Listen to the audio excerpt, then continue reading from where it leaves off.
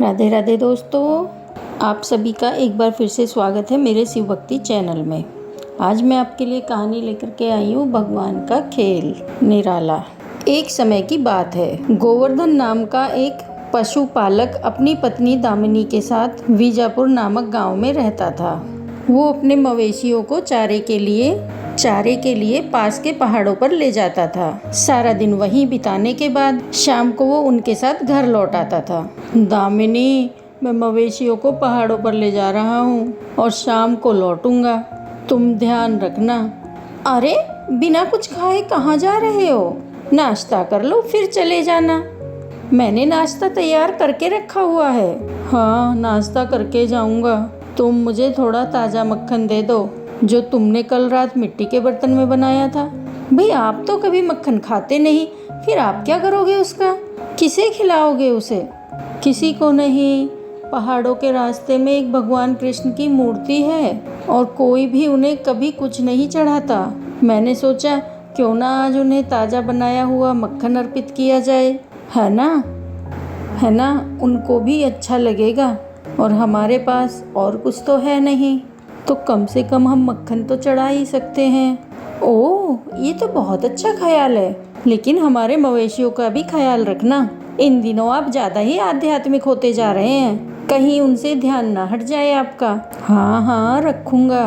गोवर्धन अपनी पत्नी से नाश्ता और मक्खन साथ लेकर निकल पड़ा। रास्ते में वो विशाल बरगद के पेड़ के नीचे भगवान कृष्ण की मूर्ति के पास रुक गया। जैसा कि वो हर रोज करता आया था, उसने पहले भगवान कृष्ण की मूर्ति से प्रार्थना की और फिर उनसे बातें करने लगा।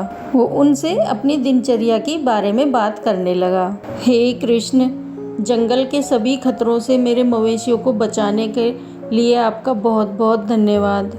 आपकी कृपा से मेरा जीवन खुशहाल बीत रहा है। आज मैं आपके लिए अपने घर से ताज़ा मक्खन लाया हूँ। ये लीजिए, खा के देखिए। मेरी पत्नी ने निकाला है। आपको तो ताज़ा मक्खन बहुत पसंद है ना? इतना कहकर गोवर्धन ने मक्खन से भरा वो घड़ा रखा कृष्ण की मूर्ति के सामने और फिर पहाड़ों में मवेशियों को चराने के लिए निकल पड़ा। सूरज डूबने के बाद वो वापस आया और फिर आकर कृष्ण की मूर्ति के पास रुक गया। उसने देखा कि मिट्टी का वो पूरा घड़ा खाली था।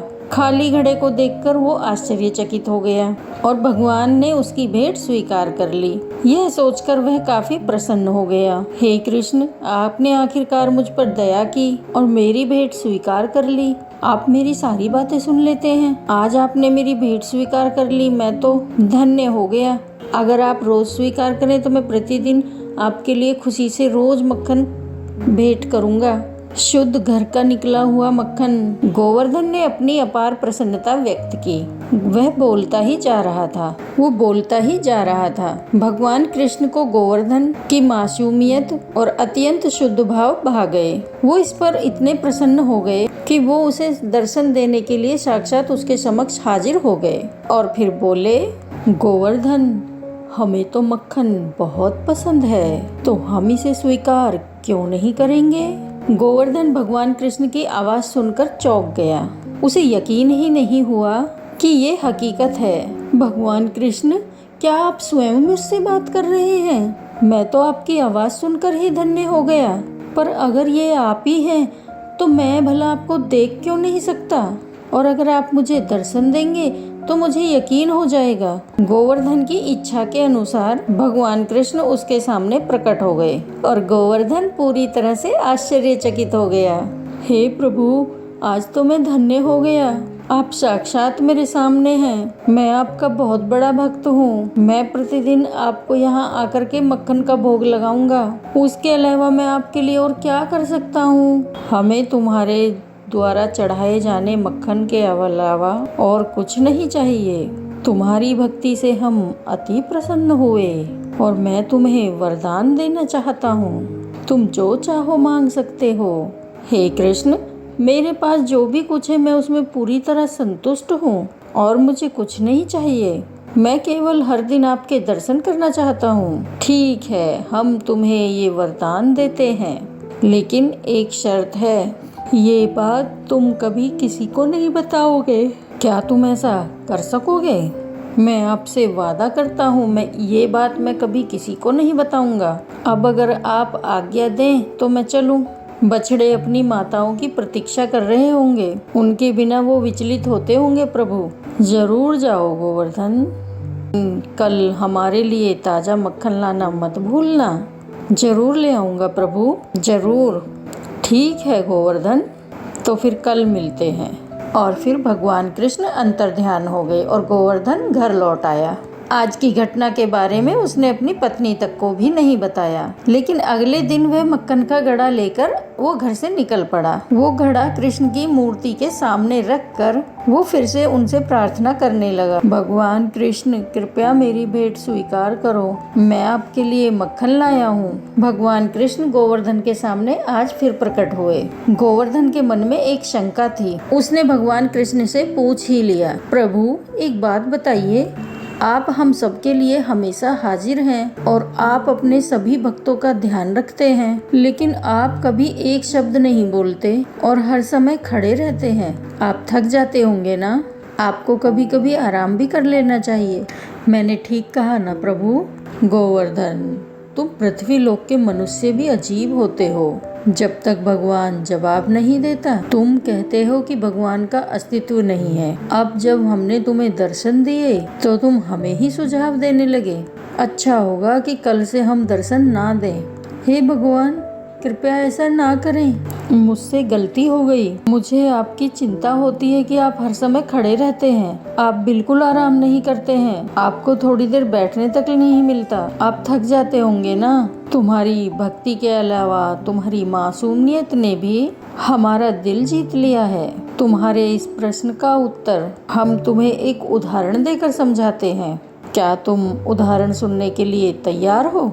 बोलो।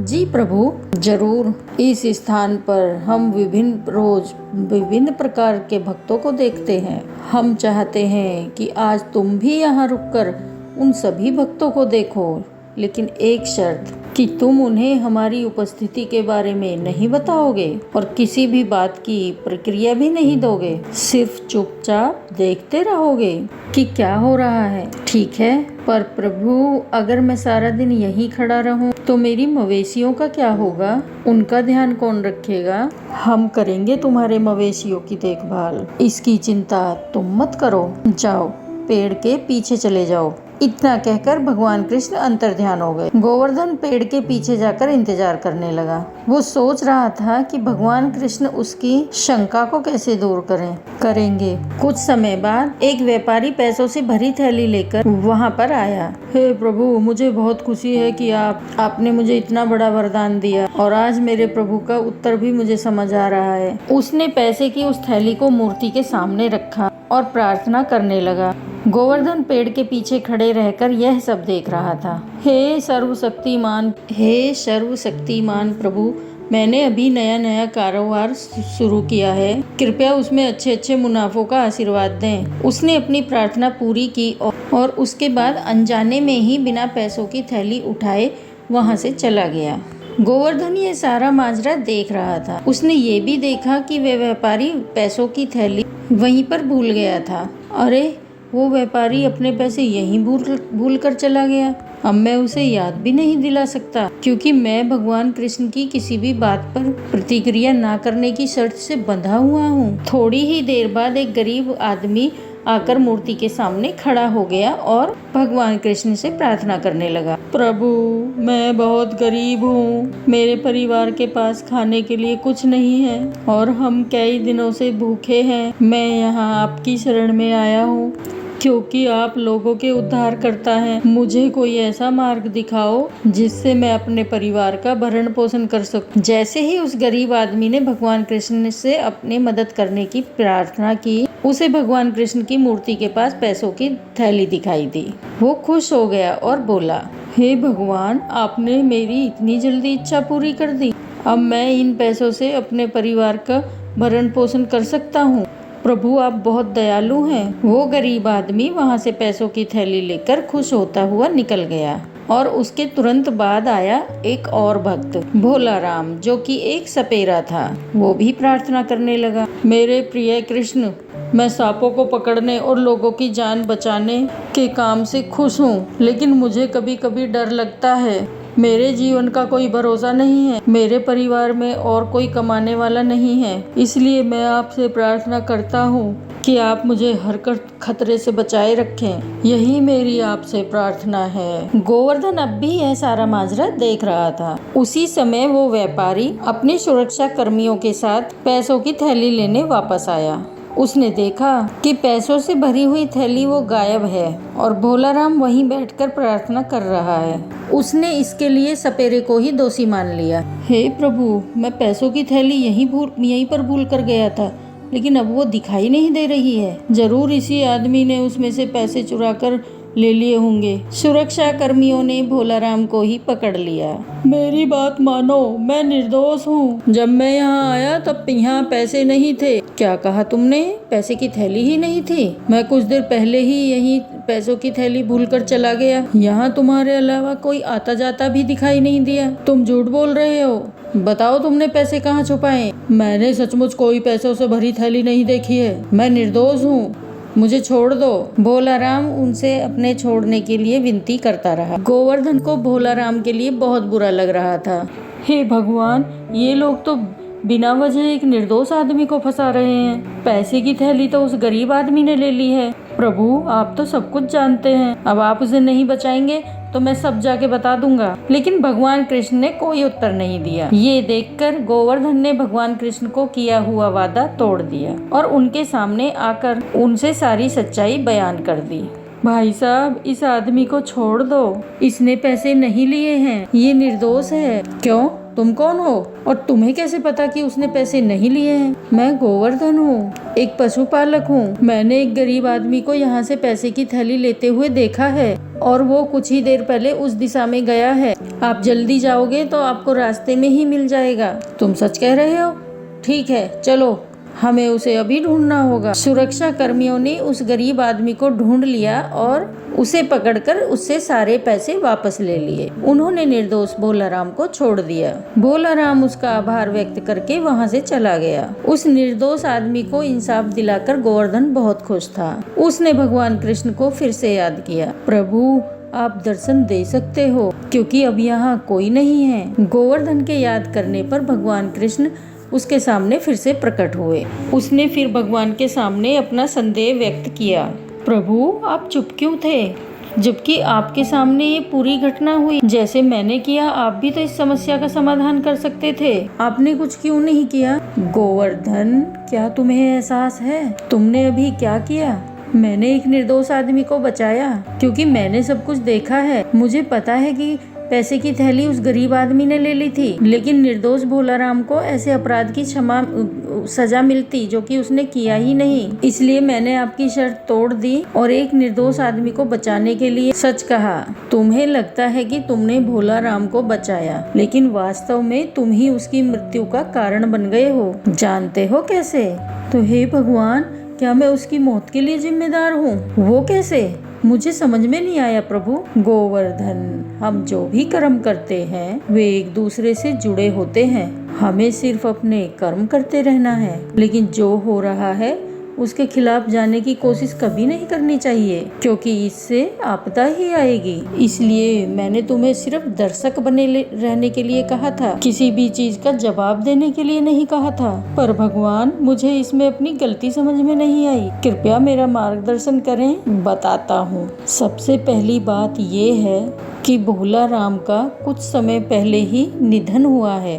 क्या भोलाराम की मृत्यु हो गई है? हाँ, ये तुम्हारी गलती के कारण हुआ है। अगर तुमने उसे जेल जाने दिया होता तो वो सांप को पकड़ने नहीं जाता और बच जाता, और बेचारा वो गरीब आदमी खुशी खुशी उन पैसों को अपने परिवार पर खर्च कर देता। लेकिन अब उसे पहरेदारों ने कैद कर लिया है और उसका परिवार भूख से मर जाएगा। और ये इसलिए हुआ क्योंकि तुमने मेरी बात ना मानकर उन्हें सब कुछ बता दिया। हे प्रभु, लेकिन कम से कम मेरे कारण वो व्यापारी नुकसान से तो बच गया, है ना? तुम सही कह रहे हो, पर ये भी तो सच है कि अगर व्यापारी ने अपने पैसे की थैली को खो दी होती तो उस पर इसका ज्यादा असर नहीं होता, लेकिन उस गरीब आदमी को पैसे से फायदा होता और साथ ही भोला राम जेल में रहकर बच जाता, अपने प्राण न खोता।